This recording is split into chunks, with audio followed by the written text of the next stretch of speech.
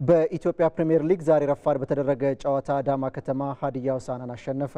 3 ሰዓት ላይ በአዳማ ሳይንስና ቴክኖሎጂ ዩኒቨርሲቲ ስታዲየም በተደረገው መርሃ ግብር አዳማ ከተማ 1-0 በሆነ ውጤት ነው ያሸነፈው። የአዳማ ከተማን ብቸኛ የማሸነፊያ ግብም በረከት ወልደ ዮሐንስ በራሱ መረብ ላይ አሳርፏል። አዳማ ከተማ ተከታታይ ሁለተኛ ድሉን በማሳካት ከወራጅ ቀጠና ስጋት ለመውጣት የሚያደርገውን ፍክክር አጠናክሯል። ሀዲያ ሆሳዕና በበኩሉ በተከታታይ 3 ጨዋታዎች ነው የተሸነፈው። የሊጉ መርሃ ግብር ቀንም ቀጥሎ ሲደረግ 9 ሰዓት ላይ ወልዋሎ አዲግራት ዩኒቨርሲቲ ከኢትዮጵያ ቡና ይጫወታል። 12 ሰዓት ላይ ደግሞ ወላይታ ዲቻ ከኢትዮ ኤሌክትሪክ የሚያደርጉት ጨዋታም ትልቅ ግምት ሰጥቶታል። በሊጉ ትናንት በተደረገ ጨዋታ የሊጉ መሪ ኢትዮጵያ መድን ሲዳማ ቡናን 3-0 ሲያሸንፍ፣ አርባ ምንጭ ከተማም ባህር ዳር ከተማን 2-0 አሸንፏል። የኮምቦልቻ ጨርቃጨርቅ የውሃ ዋና ቡድን አባላት በተሳተፍንበት ውድድር ሁሉ ውጤታማ ብንሆንም አስፈላጊ ድጋፍና ክትትል እየተደረገልን አይደለም ሲሉ ሀሳባቸውን ሰጡ። ቡድኑ በ9ኛው የመላ አማራ ጨዋታዎች 42 ወርቅን ጨምሮ 106 ሜዳሊያዎችን ማሸነፉ የሚታወስ ነው። ዮሴፍ ሹምዬ ተጨማሪ ዘገባ አለው። በቅርቡ በተከናወነው የመላ አማራ ጨዋታዎች የኮምቦልቻ ከተማ የውድድሩ አሸናፊ ሆኖ ማጠናቀቁ ይታወሳል። ኮምቦልቻ በዚህ ውድድር 111 ሜዳሊያዎችን ሲያስመዘግብ 106ቱ በውሃ ዋና ስፖርት የተገኙ ናቸው። በውድድሩ ከተማዋን የወከለው የውሃ ዋና ቡድን 42 የወርቅ፣ 28 የብርና 36 የነሐስ ሜዳሊያዎችን በማሸነፍ አስደናቂ ታሪክን ሰርቷል። ያስመዘገብኩት 16 ወርቅና 6 ብር ነው። በግሌ 7 በቡድን ደግሞ 5 በአጠቃላይ 12 የወርቅ ሜዳሊያ አስቆጥሬያለሁ። በዚህ ውድድር ላይ 43 ውድድር አይነቶች ተካሂደዋል።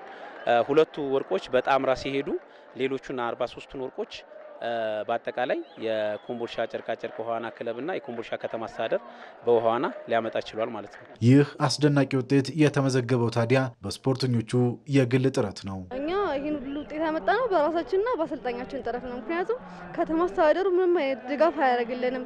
ማንኛውም ሰው ምንም አይነት ድጋፍ አያደርግልንም። ይሄን በራሳችን ጥረት በራሳችን ልፋት ነው ያመጣ ነው። በራሳችን ጥረትና በአሰልጣኛችን ጥረት ነው እዚህ የደረሰው እና ኮምቦልቻ ጨርቃጨርቅም አለ ብዙም እሱ ነው በትንሹም ቢሆን እሱ ድጋፍ እያደረገልን ነው። ከባዱ ይሻላል። ያው በጥቅማ ጥቅም ምናምን በጣም የተጎዳ ቲም ነው። ብዙ ነገር ያስፈልገዋል። ከተማ አስተዳደሩን ተስፋ እናደርጋለን ከዚህ ውድድር በኋላ የሆነ ነገር እንዲያደርግልን ማለት ነው። አሁን ያሁኑ ውድድር በራሴ በግሌ ከ220 ሺህ ብር በላይ አውጥቻለሁ እኔ ራሴ ማለት ነው። ይሄን ማንንም አይረዳለም። ስፖርቱን ስለምወደው ብቻ ነው። ማሰልጠን ብቻ አይደለም። ሌሎችም አሰልጣኞች እንዲህ አይነት መስዋዕትነት ቢከፍሉ ስፖርቱን ላይ ታደርሳለህ። ላይ ካደረስክ በኋላ ከዚህ በኋላ የኮምቦልቻ ከተማ አስተዳደር ሊያስብበት ይገባል። የኮምቦልቻ ከተማ ውሃ ዋና ቡድን ከተማዋን ወክሎ በሚያደርጋቸው ክልል አቀፍ ውድድሮች እንዲሁም አማራ ክልልን በመወከል በሚያከናውናቸው የሀገር አቀፍ ውድድሮች ላይ ውጤታማነቱን ደጋግሞ አስመስክሯል። የከተማ አስተዳደሩ ግን ለዚህ ውጤታማ ቡድን ድጋፍና ክትትል የማድረግ ኃላፊነቱን ዘንግቶት ቆይቷል። ምንም አይነት ድጋፍ የለም። አይደለም ሌላ ይቅርና ኢቪኒፍ የባለሙያ ድጋፍ የለንም። ባለሙያውም እኔ ነኝ፣ አሰልጣኙም እኔ ነኝ። ትንሽ ድርጅቱ ኮምቦልቻ ጨርቃጨርቅ ፋብሪካው ጋር ስራ አስኪያጁ ባላቸው መልካም አመለካከትና ጥሩ ድጋፍ ባላቸው ስብዕና እሳቸው አሁን ስቲል ነው ዛሬ ደስ የመጣ ነው በሳቸው መኪና።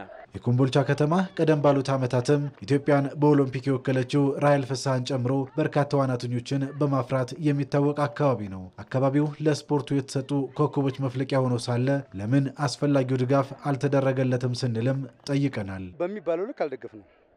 ቀጣይ ስራ እንደሚጠብቀን ያው ከሚመለከታቸው አመራሮች ጋርም ተነጋግረናል። ከዚህ ባለፈ ራሱ ትልቅ የእውቅና ፕሮግራም ያው ልጁ ካደረገው አስተዋጽኦ አንጻር የተለያየ ሜዳሊያ ከ11 ሜዳሊያ ያመጣች ልጅ አለች። 7-8 ሜዳሊያ ግለሰቦች ሳይቀሩ ማለት ነው። ለእነሱ ትልቅ እውቅና መስጠት እንዳለብንም የተነጋገርንበት ሁኔታ ነው ያለው።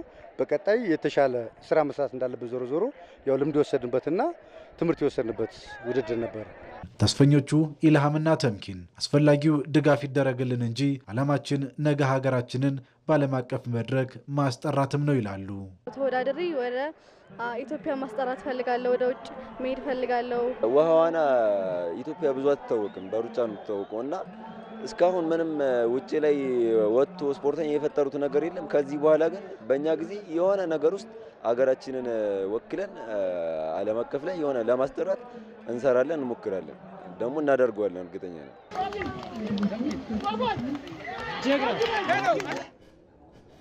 ከውጭ ወዳገኘናቸው ስፖርታዊ ዜናዎች እናልፋለን።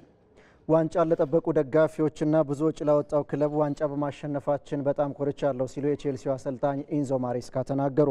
በአውሮፓ ኮንፈረንስ ሊግ የፍጻሜ ጨዋታ ቼልሲ የስፔኑ ሪያል ቤቲስን 4-1 በማሸነፍ የዋንጫ ባለቤት ሆኗል። ነጻነት ጫን ያለው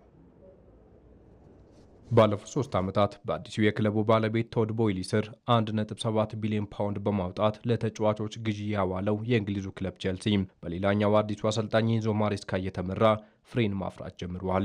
በአውሮፓ ኮንፈረንስ ሊግ የፍጻሜ ጨዋታ የስፔኑን ክለብ ሪያል ቤቲስን የገጠመው ቼልሲ አጀማመሩ መልካም ባይሆንም አጨራረሱን በማሳመር 4-1 በመርታት የዋንጫው ባለቤት ሆኗል።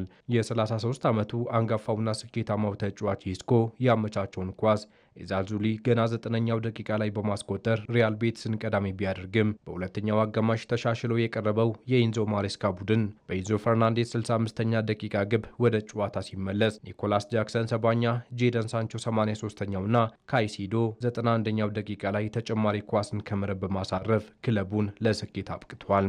ሰማያዊዎቹ በአውሮፓ ኮንፈረንስ ሊግ ጉዞ እስከ ግማሽ ፍጻሜ ጨዋታዎች ፈታኝ ቡድን ያልገጠማቸው በመሆኑ የዋንጫ አሸናፊነት እድላቸው የሰፋ እንደሆነ ሲነገር ቢቆይም በታሪክ ለመጀመሪያ ጊዜ በአውሮፓ መድረክ ለፍጻሜ የበቃው የስፔኑ ክለብ ሪያል ቤቲስ ቀላል ግምት አላገኘም። ይሁንና ከፕሪሚየር ሊጉ ይልቅ በዚህ መድረክ በርካታ ወጣት ተጫዋቾችን የተጠቀሙት ኢንዞ ማሬስካ በሁለተኛው አጋማሽ ባደረጉት መሻሻል ይህንን ዋንጫ ማሳካት ችለዋል። አሰልጣኙ ከጨዋታው በኋላ በሰጡት አስተያየትም በመጀመሪያው አጋማሽ ቢፈተኑም በሁለተኛው የጨዋታ ምዕራፍ ስኬታማ ሆነው ዋንጫውን በማሸነፋቸው ደስተኛ እንደሆኑ ተናግረዋል። ይህንን ለሚጠብቁት ደጋፊዎችና ብዙ ወጪ ላወጣው ክለብ ይህ ይገባል ሲሉም ኢንዞ ማሬስካ አስተያየታቸውን ሰጥተዋል።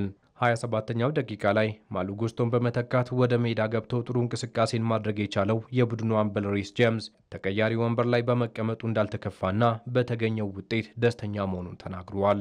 ለመጀመሪያ 2 ግቦች መቆጠር ምክንያት የሆነው ዝምተኛው ተጫዋች ኮል ፓልመር በአጭር ምላሹ ቼልሲ በአውሮፓ የሚዘጋጁ ሁሉንም ዋንጫዎችን ያሸነፈ ብቸኛ ክለብ በመሆኑ ደስተኛ መሆኑን ተናግሯል። በእንግሊዝ ፕሪሚየር ሊግ 4ኛ ደረጃን ይዞ በማጠናቀቅ የአውሮፓ ሻምፒዮንስ ሊግ ተሳታፊ መሆን ከቻለው ቼልሲ ይልቅ በላሊጋው 7ኛ ሆኖ ላጠናቀቀው ሪያል ቤቲስ የዋንጫ ትርጉሙ ብዙ መሆኑን በርካቶች ከጨዋታው በኋላ አስተያየታቸውን ሰጥተዋል። ለዚህም እንደ ማሳያ ከቀረቡት ጉዳዮች መካከል ሪያል ቤቲስ የቀረበለትን ቲኬት ሙሉ በሙሉ ሽጦ በርካታ የክለቡ ደጋፊዎች ታሪካዊ ድላቸውን በስታዲየም ውስጥ ሲጠባበቁ፣ ቼልሲ በአውሮፓ እግር ኳስ ማህበር የተሰጠውን 12500 ቲኬት ሽጦ አለመጨረሱና ጥቂት ደጋፊዎች ብቻ ስታዲየም መገኘታቸው ተነስቷል። አንጋፋው ተጫዋች ኢስኮ ክለቡን ለስኬት ለማብቃት በተቃረበበት የምሽቱ ጨዋታ በውሰት ክለቡን እያገለገለ የሚገኘው አንቶኒ በማርኮ ኩኩሪያ ጉያ ስር ተሸሽጎ ሲያመሽ፣ ከማንቸስተር ዩናይትድ በውሰት ቼልሲን እያገለገለ የሚገኘው ጄደን ሳንቾ በበኩሉ ተቀይሮ በመግባት ተጨማሪ ግብ በማስቆጠር ለእንግድነት በሄደበት ክለብ ዋንጫን አሸንፏል። የአልኢታዱ አምበል ካሪም ቤንዜማ የሳውዲ አረቢያ የዓመቱ ምርጥ ተጫዋች ተብሎ ተመረጠ።